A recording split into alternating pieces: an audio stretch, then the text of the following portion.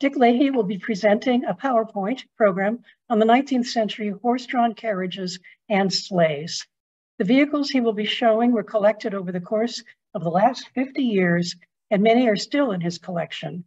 Some are of special interest because of their connection to local Dutchess County residents, and others for their use in various movies, which is pretty exciting. He bought his first horse from Luther's livestock auction when he was 14 years old, and his first carriage, a spring wagon, a year later. That horse cost $125 and the wagon $20. Then there was a pause in carriage buying until after college. He proceeded to teach for 36 years in the Spackenkill School District, and then went on to teach and supervise student teachers at Marist College for 15 years. During that time, he searched for local carriages and sleighs at auctions and farm sales, and became a founding member of the Mid-Hudson Driving Association. He also became a policy board member of the Carriages Association of America. So thank you for joining us. I think we are all very much looking forward to what you have brought together. Thank you for the invitation. I brought some notes because some of these I bought 50 years ago. They jogged my memory here a little bit. But thanks for setting this up. I'm going to run through the first 4 slides were for Wilderstein. I was doing a program up there and they wanted some information on early carriage houses, 19th century carriage houses. I found some floor plans. So let's see what happens here.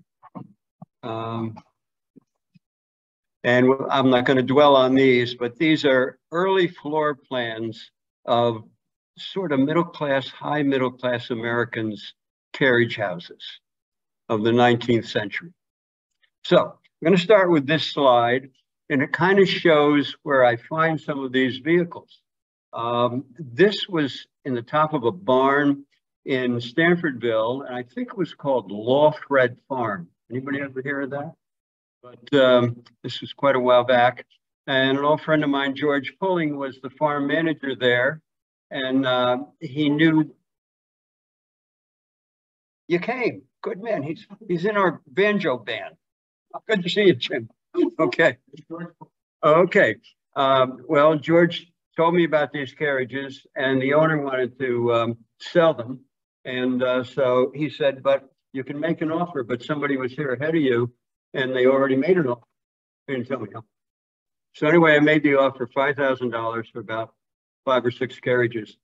And he called the owner out in Nevada or something. And they said, yeah, we'll take it because the other offer was $500. You win some, you lose some. But anyway, now this is probably the most common vehicle of a local farm in the 19th century around here. It's a spring wagon. And it was a utilitarian type vehicle. The back seat could be removed. There was a little tailgate that drops down. You could put produce or whatever in the back. Here's another version of it.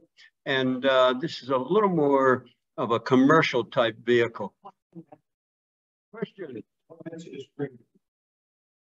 Just the name of it. It has, elliptical springs, but there's technically no connection between that name and I don't know how it came about, to tell you the truth. I have a whalebone buggy and everybody says, why is it called whalebone? I don't know. Whoever made it and produced it decided to call it that. So, oh yeah, elliptical springs. Let's see if I can get back here. Yes, elliptical springs. And anyway, now here's probably the most common vehicle of 19th century high, I'd say middle-class Americans. It's a road wagon. Everybody sees that it looks like it has a folding top, and if you put the top up, everybody likes to call it a buggy, but it's technically not a buggy. It's an actual road wagon. This was left to me by John Irving. I grew up next to his farm in Usonville, and when he died, he left it to me in his will. But he and his father used to, when he was a kid, and he's been gone 60, 70 years now. When he was a kid, he and his father would drive to New York City in this, down the Albany Post Road. And it would be 2 days. They'd stop in Peekskill one night, and then go on into the city the next day. Somebody said to me, well, why didn't they take the train? And which made more sense, but they had beautiful old horses. This is before my time, beautiful trotting horses. And they probably just wanted to use them and show them off. And now here is an American Stanhope vehicle. You know what I just realized? These are completely different slides than the ones I showed at Wellerstein, but that's okay. We'll ad-lib this along here. It's a little fancier version, and here's a runabout. It's a natural wood spindle seat runabout that would be used with one horse, seated two people, and it was fairly common. And here's a fancier version of that. It's called a drop front phaeton because the front drops down a little bit and it has a folding top. But this was made by Brewster and Company. Brewster was like the Cadillac or Rolls-Royce of the carriage industry. And by the way, all these carriages you're going to see here, they were all made in factories.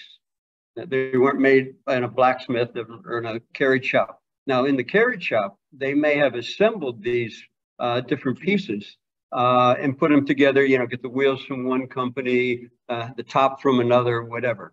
But they're all factory-made vehicles. And here it is after I restored it. I didn't have the top on it at this time.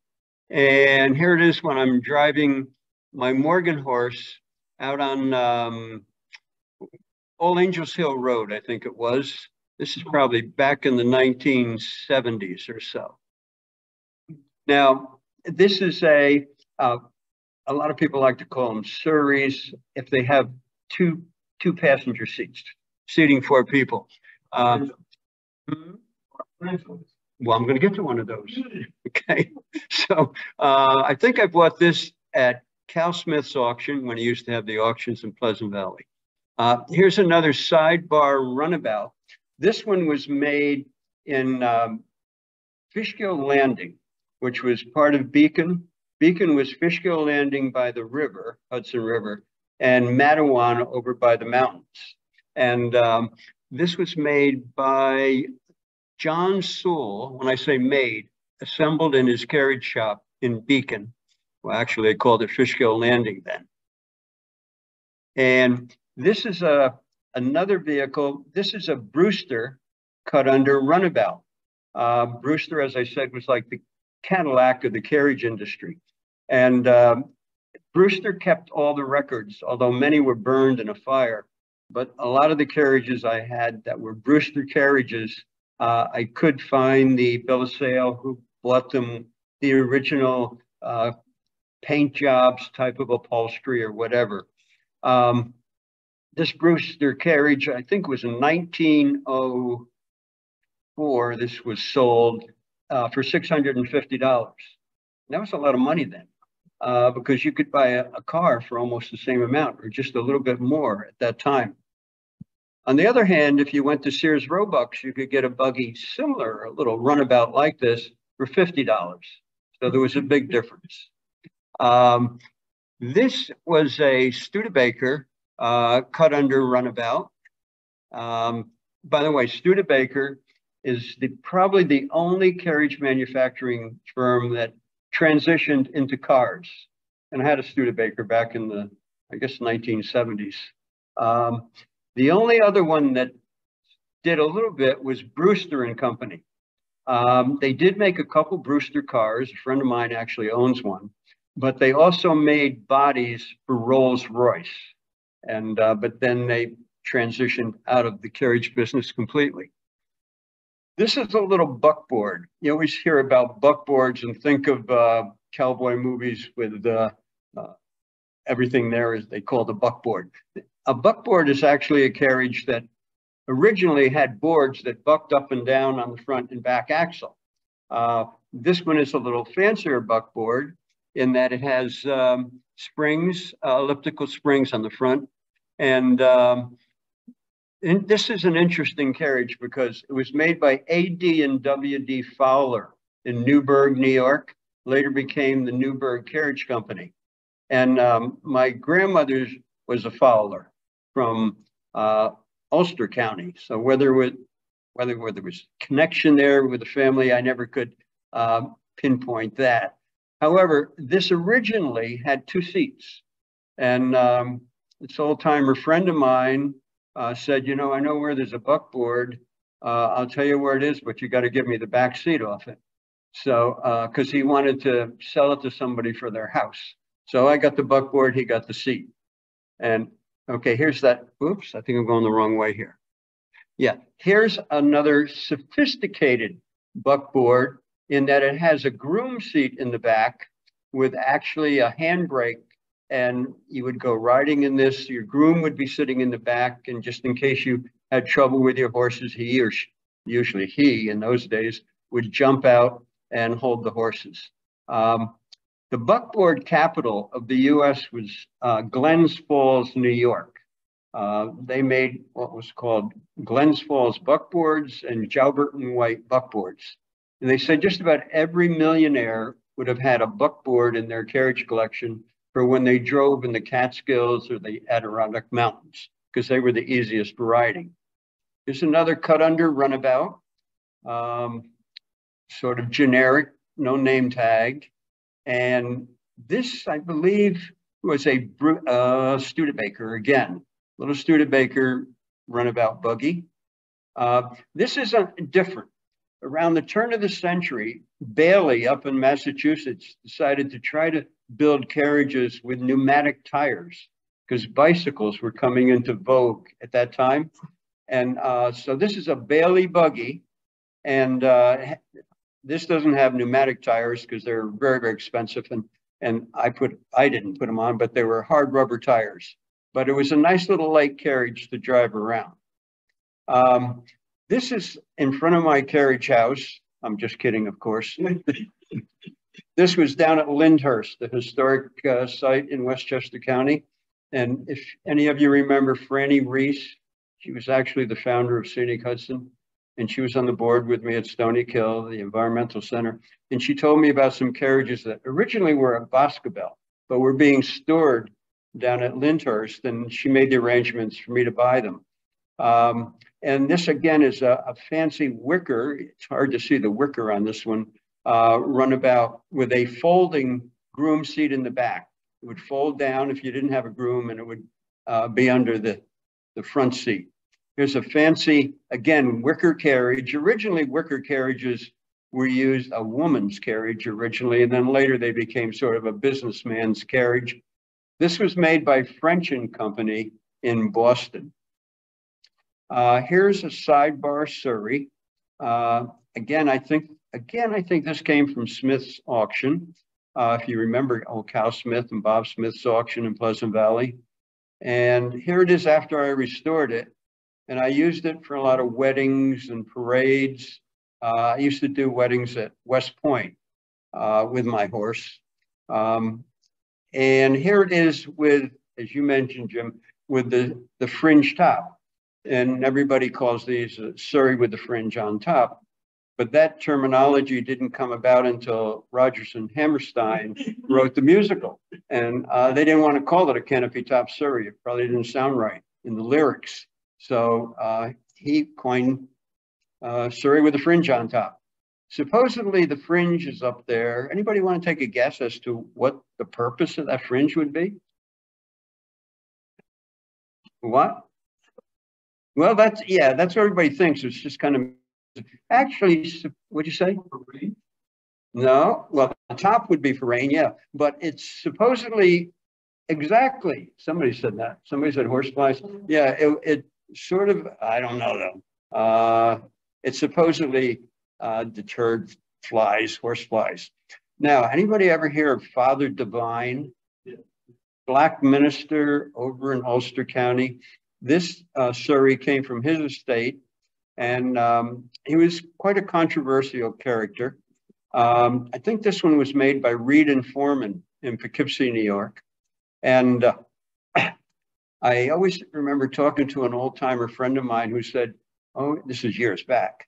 We used to go over to Ulster County to Father Divine's because he would have 25-cent chicken dinners for everybody. Now here's another buckboard Surrey. a little fancier. I think this was the Glens Falls Buckboard Company. And here's another story with a fringe on top. Now, I don't know if any of you remember Tucker in Stormville. He had a buffalo farm, if anybody ever remembers that. But he had about 4 or 5 carriages to sell, and I bought them years back. And this is an original. It would be called an extension top, because the top extends over or folds down. Extension top Phaeton, all original condition. And this is a Brewster carriage. Again, as I said, Brewster was probably the most famous carriage manufacturing firm in the country, and they were in New York City. Here's another Studebaker, and it's kind of unique in that this Studebaker has a seat that folds out in the back. So if you wanted to have it as a 4-passenger vehicle, you'd fold out your back seat. If you didn't, you'd fold it back under. Here's another cut under extension top Phaeton in the original condition. And I restored it. And I use this one more for weddings than the other one because it is cut under and you can make turns easier with a carriage where the wheel turns under the vehicle somewhat. And there are the carriage lamps that I have on it. The carriage lamps would have been either candle or oil. And these are candle lamps, I believe. And there it is with the top, which I had restored and put on, but I never used it with the top. And this is it's called a trap. And the way it says your internet connection is unstable. Does that mean anything about your? Okay, it disappeared anyway. Okay. A trap is a vehicle, you can't tell in this photo because you would sit back to back in this carriage, but the seats flip around. I think I have another one further on here. The seats flip around, and to get in the back seat, you have to go in the front. The backrest on the front tips over.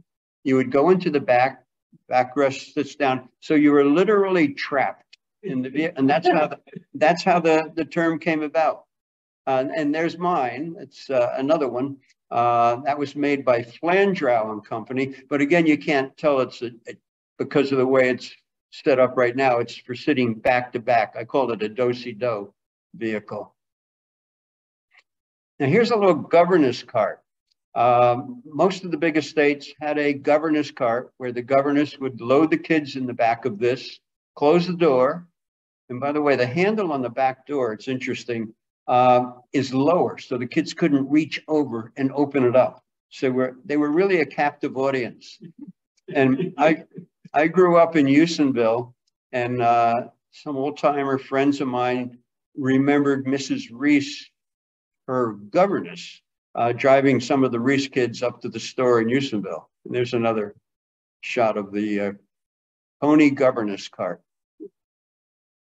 This is a Meadowbrook cart. There were 4 different carts that were of this design, and they were called Long Island carts. And this is Meadowbrook, and there was Mineola and East Williston. And last night I was having dinner with some friends up in Port Ewan, and I said, I can't remember the name of the other one. Anybody want to take a guess if it's a Long Island cart? He's not a carriage person, and he told me right away what it was because it's like Mineola, East Williston, Meadowbrook. Anybody want to guess? No. You ever hear of Hempstead? I don't know Long Island, but it's a Hempstead cart. So, but this was used primarily for picnic drives or just kind of a fun outing. This has an interesting story because a friend of mine, John Decker, used to organize Guiding Eyes for the Blind fundraiser days down in Westchester County. And people with horses and carriages would come down and put on a little show, and it would raise money for Guiding Eyes. So one year I had a fancy carriage. I took my niece and nephew and everybody, didn't get anything. And the next year I said, I'm just going to take this little Meadowbrook cart. And I don't know if the next one, no, let me go. Oh, there's the Meadowbrook cart with my Morgan horse. And so that's what I took. I said, at the time I was going with a gal, her name was Joan Cavanaugh, and my name's Lahey. And the judge that year, John, got Colleen Dewhurst. Do you remember her? She was an actress married to George C. Scott. So here's this Irish actress, and here comes Lahey and Cavanaugh. And who would you be thinking would be getting first place?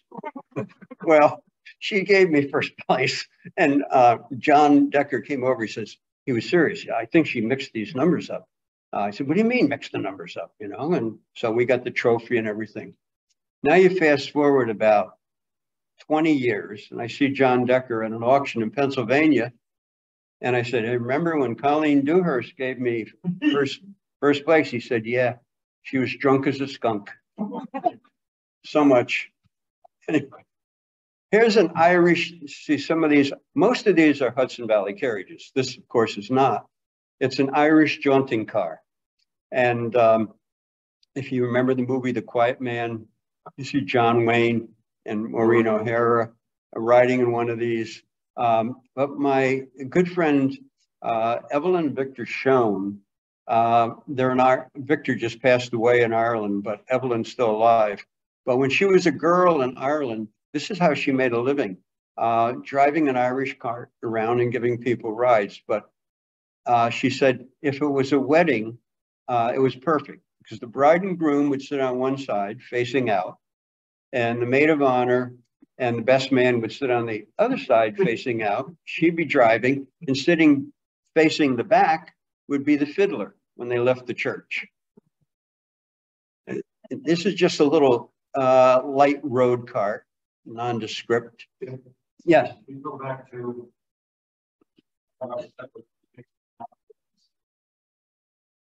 where'd you want to go to? Okay, let's see if we can do this here. Oh,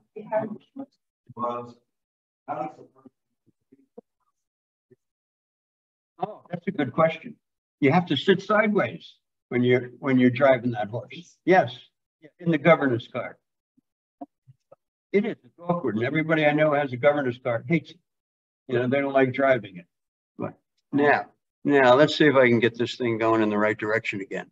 Okay, this is a little Irish tub cart from Dublin. But again, I'll test your memories. This is kind of a young looking group here. Anybody remember Arthur Godfrey? Okay, but he had a talent show on TV. Now here's the next question. Anybody remember Carmel Quinn? You do? Okay, she was an Irish singer. And when she made her debut on his show, she came on stage in this little pony cart from Ireland. And I ended up with it because Godfrey gave it to a friend of mine, Dick Gladfelter, who was training his draft horses. And so he gave him the cart. And I ended up indirectly buying it at an auction. Dick had put it in an auction. That's actually? That's actually? Yeah. I don't have it now. I sold it to a woman down in Virginia. She was setting up a golf course with an Irish theme. And she was looking for an Irish cart. And I thought, well, you know, they're not selling too hot these days, carriages, you know, as Harold knows. But the carriages, you know, used to be you'd go around to old barns and try to find them, and like a treasure hunt.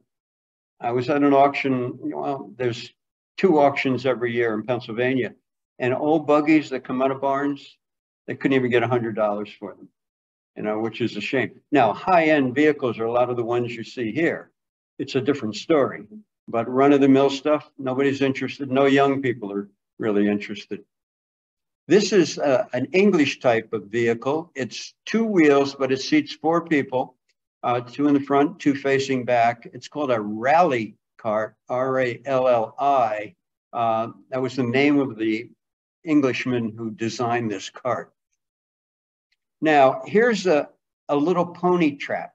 Now you can see what I mean by, to get in that back seat, you would have to get in the front seat flips over the backrest, you get in the back, it flips down, and you're literally trapped in there. This I bought from a woman in Big Indian, New York, probably 30 years ago. And she had the original bill of sale. Her father bought it for her in the 1930s for $325. But it's in a neat little wicker pony trap. Oops, too far there.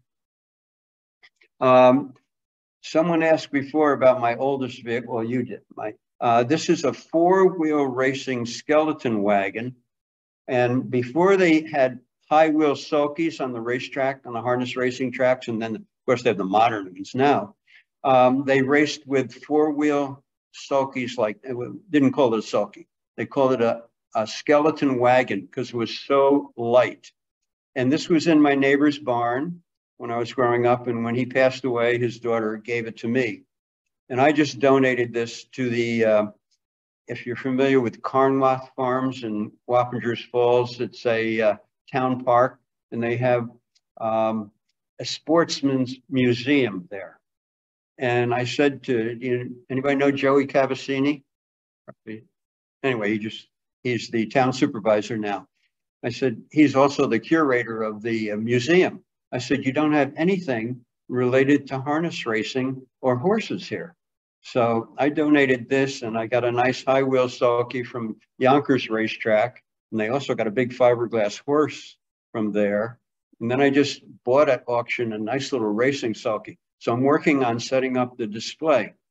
But as I say to people, and here's another quiz question for you. I was mentioning to Kathy, I run equine quiz bowls for driving clubs like Jeopardy. I write all the questions, but one of them is 3 of the most popular spectator sports in the 19th century and early 20th century were, of course, harness racing.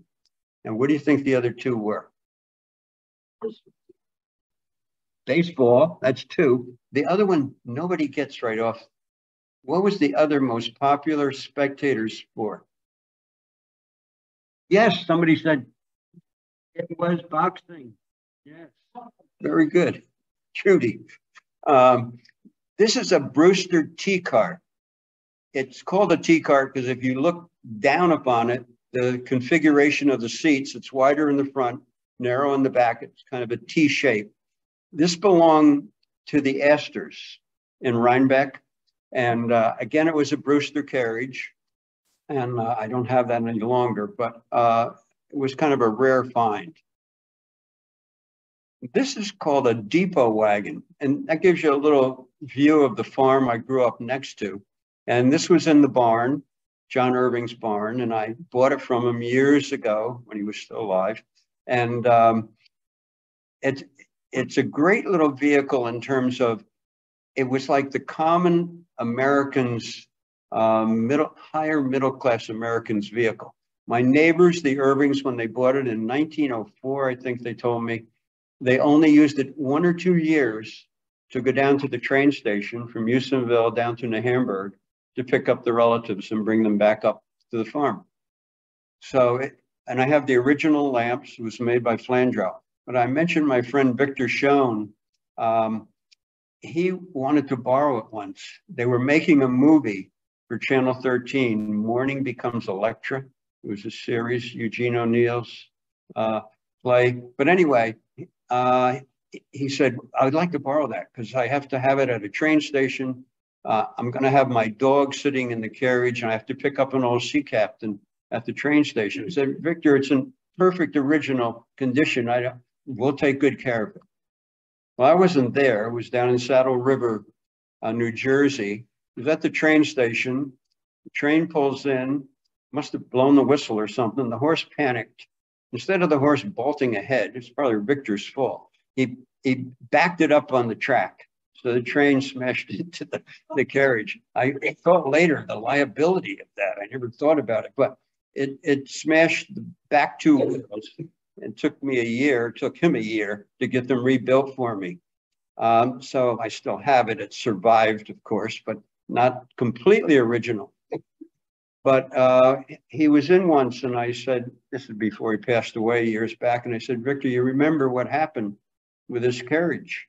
And he says, yeah. His only comment was, yeah, it ruined my dog, traumatized him. Couldn't get him back in a carriage after that, you know, getting hit by a train. This is a Brewster, again, Brewster Brome. This belonged to Daniel Lamont. He was Secretary of War under Grover Cleveland. The Altamont estate, you ever hear of it in Millbrook? That was his estate originally. It's a more of a city vehicle. The front wheels are slightly narrower than the back wheels, so you could maneuver easier in congested driving conditions. Here's another Brome that I bought from the Warner sisters years ago in Cold Spring. This was a round front Brome. And they usually had in the back a little button so to ring a bell, and that would tell the driver where you wanted to stop. So now this is probably my most valuable vehicle right now. It's a four-wheeled dog cart. Notice it has louvers on the side. This would be used, it was owner driven. By the way, the other one that you just saw would have been coachman driven. You wouldn't drive it yourself. But this is an owner driven vehicle. You would take your hunting party out into the field to hunt pheasant or quail or whatever. In that truncated box on the top is called an imperial. And that's where you'd have your guns and all, your shotguns. And the louvers on the side are there to allow ventilation, because your dogs would be put in underneath and then closed up. So that's why it's called a four-wheeled dog cart. Now, here's a full-size, looks like the governor's cart, but it's a natural wood tub cart. And this belonged to Gloria Vanderbilt's father, Reginald Vanderbilt. And if you watch CNN, Anderson Cooper, it would be his grandfather. So this is a Vanderbilt carriage, and I have the original bill of sale, a copy of the original that Brewster made it. And I think it sold for $650, and I think it was about 1905. And here's another sidebar. This is another sidebar, Brewster Phaeton. Now, here's a high wheel racing sulky that was made by Brewster. And I think the patent date on it is 1885. And it sold for, at that time, no, it sold, the bill of sale I have was, it was sold in 1889, I think it was, for $325. And a friend of mine who does a lot of research on carriages, such a knowledgeable guy, he said in 1889 or whenever this was sold, $325 would have been a school teacher's yearly salary. And that's what I was. Not in 1889, but it's a beautiful, all original Brewster racing sulky. This is an unusual vehicle. It's a Kentucky breaking cart, and it was used for breaking horses, extra long shafts, cantilevered seats, and a railing across to keep the reins from touching the back of the horse. The reins would come directly back to the driver, not lay on the horse's back. And a little cut under runabout. This, when I bought it, I thought it was a physician's buggy, a doctor's buggy. But it wasn't. When I took it to the auction to sell it, somebody said, anybody want to guess what this was? It was not a doctor's buggy. Very close, though. What would you? Who else might? No? Well, you're close. Embalmer's buggy. And I noticed it had all these little compartments and vials and everything on it, and an unusual dash. But it's the only one I've ever seen that's called if it really is, an embalmer's buggy. that first slide that you saw of in George Pulling's barn, where he was the caretaker, this is the carriage that came out of there. It's called a Spider Phaeton, and it was a fancy carriage. You'd have a groom riding in the back, and it was mostly used to show some fancy driving horses at horse shows. And there's another shot of it at that Lawfred farm. This is a Stanhope Phaeton, designed originally in England by Stanhope. And this is an American version, again, made by Brewster. And I bought it. It was in an old barn over in Orange County someplace with a Surrey. I bought the two vehicles for $1,000, and then I sold the Surrey, and I did get $1,000 for the Surrey, and then put this in the carriage auction because I could never afford all these carriages, like these high-end vehicles from big estates. I could never afford to restore them or have them restored. So I figured let somebody who has the money do it. But I did get $4,500 for it.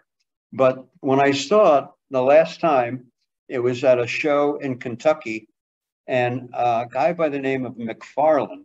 And I tell people, McFarlane, whoops, he jumped back here. McFarlane has Winchester rifles. And somebody said, well, I have Winchester rifles. And I said, no, he has the company Winchester rifles. And he bought it, and it was all restored. And somebody standing next to me said, you know, he paid $40,000 to have it restored. So that's why I don't have them restored. This again came from Tucker's farm. It's a fruit peddler's wagon. I didn't buy it like this. It was unrestored. And my friend Sut Marshall up in New Hampshire, he bought it, had it restored. And he has a beautiful collection of commercial vehicles, milk wagons, peddler's wagons, stagecoaches. He had 4 or 5 original stagecoaches. But if you ever get up to the Freiburg Fair, did you ever hear of it? It's actually, that's in Maine, but it's right across the border from Conway, New Hampshire. And they actually built a special building for Stutt, so he could display maybe 15 or 20 carriages each time the fair is on, because he probably has 100 or 150 of these commercial vehicles. Oh, we got some sleighs coming up. This is a Victorian sleigh robe. Most of my robes, though, are either bearskin or buffalo robes, fur robes for the sleighs. This little sleigh had a tag on it. It said Van Boris Livery in Wappingers Falls. And interesting, like you said, you know George Pulling. George, I was talking to him one day, he's passed away now. He said when he grew up in Arthur'sburg, right? And he said when he was being born, the doctor was called in Wappingers Falls to come out and help with the birth. And Dr. Baxter, I think was the name, I'm not sure. But he may have come out with this sleigh because it was in the winter. But George said after he was born, the next day, the snow was melting and they had to get a horse and wagon and put the sleigh on the horse and wagon and take it back to Wappingers Falls. But it said Van Boris Livery. But anyway, here's a fancier sleigh that came from the Courts estate in Kingston. A sleigh like this, which is sort of squarish all the way around, is called a Portland Cutter. It was designed in Portland, Maine by Peter Kimball. And I also bought with this sleigh from, it was State Senator John Courts' estate. He had long passed away. I bought this sleigh from his 93-year-old daughter. And I also bought a Rockaway, glass panel Rockaway, which I don't have a slide of. And I was telling, I don't know, Harold, I think, before, I had it in my barn. It's beautiful old glass panel Rockaway. And this was about 4 or 5 years ago, and my furnace went. So it was going to cost me $6,000 to replace my furnace. coincidentally, the guy who was working on replacing the furnace was also the caretaker of the John Courts estate in Kingston. And I showed him the carriage and he said, oh, you know, the new owner would probably love to have this. And I said, well, find out how much he'll pay for it. Coincidentally, he would pay $6,000. So it worked out fine. I did sell it along with the sleigh, but I wouldn't have sold it except it is going back into the original carriage house. And that's where it should be. And this is, again, a Brewster, very unpretentious, simple little Portland cutter that I had restored.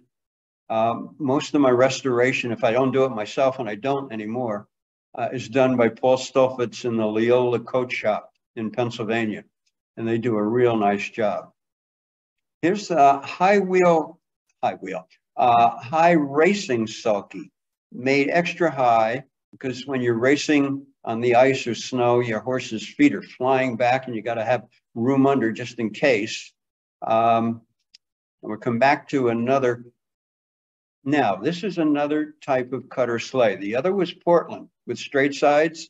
These are curved sides, and it's called an Albany cutter. There are two distinct types. And this is all total original condition. It wasn't Hudson Valley. I bought this from a family in Pennsylvania, and they had kept it in their house. So mice, squirrels, the upholstery was perfect original condition. So it's unusual to find them like that. And this belonged to a doctor. Again, it's an Albany cutter, a doctor up in Woodstock, New York. And a friend of mine bought it, and I don't particularly like the way he had it restored, but that's the way he wanted it restored. He was out in Michigan, and he had a lighthouse or something. He's right near the lake there.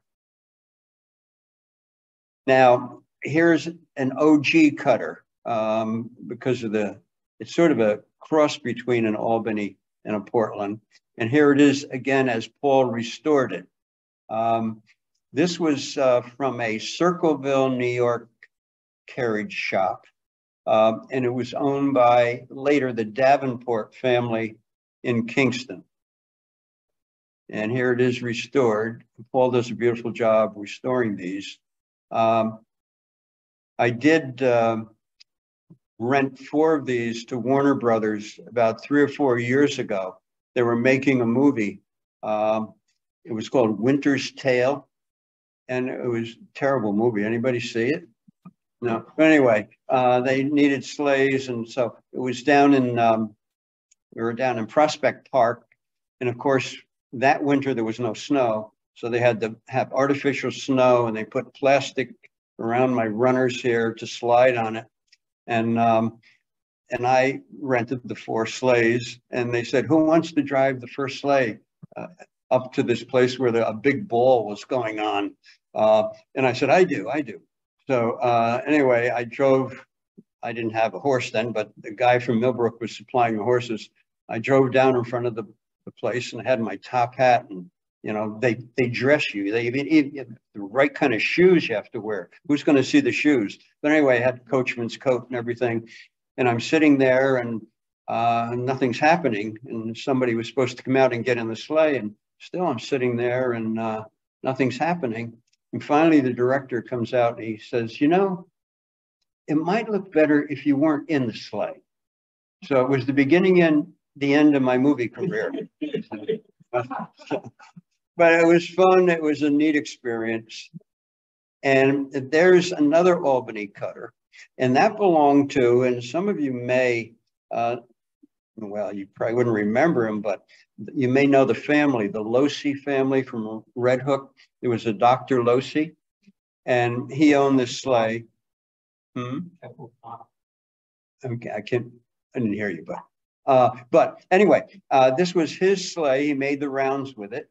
And he had that little, if you can see, it's kind of tough to see probably, but there's a lazy back that he had added to make it a little more comfortable to ride in that sleigh. But anyway, we have here with us tonight one of the top sleigh judges in the country, Harold Fountain. He's sitting in the front row there. And I recruited Harold to judge our sleigh rally down at Stony Kill a number of years back.